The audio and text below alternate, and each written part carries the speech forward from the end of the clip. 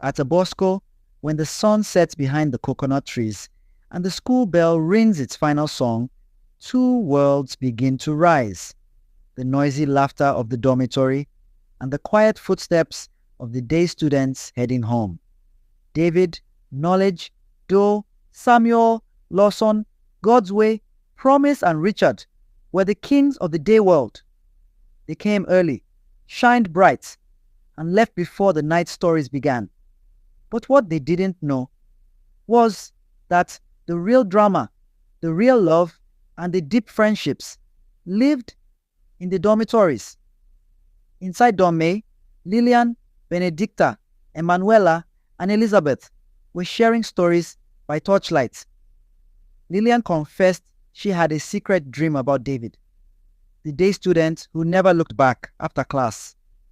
Emanuela rolled her eyes. David only loves books, she said, giggling. Meanwhile, Benedicta was busy adjusting her mirror, complaining about how her cocoa butter lotion had finished and nobody wanted to share. "This school is dry," she sighed, "and the boys are drier." In Dorm B, Redima and Awo were chasing Evelyn for using her sponge without asking.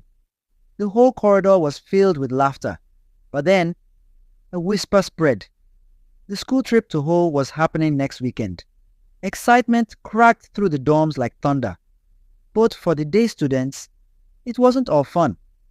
That night, Knowledge sat by his window, at home, staring at the stars. Emanuela had slipped him a note earlier. Again and again, he had ignored it. "Why can't I just be normal?" he whispered to himself.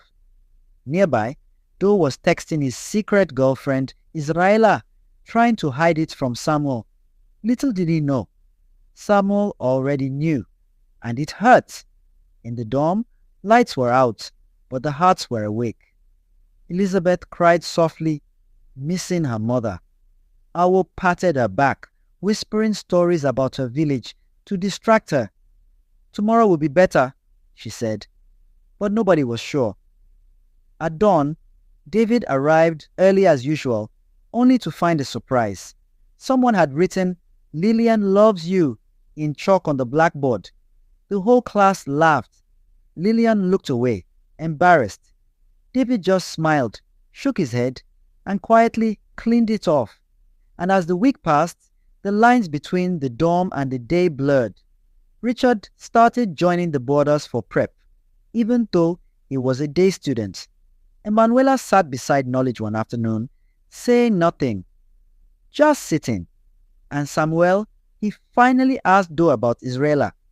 "You didn't have to hide," he said, tears in his voice. "We're brothers." This was Aborsco, a place where the dormitory wasn't just a building. It was a home. And the day students didn't just go home.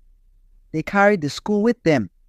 In our little blue world, we all had stories of pain, of laughter, of love. Arise and shine. This is only the beginning.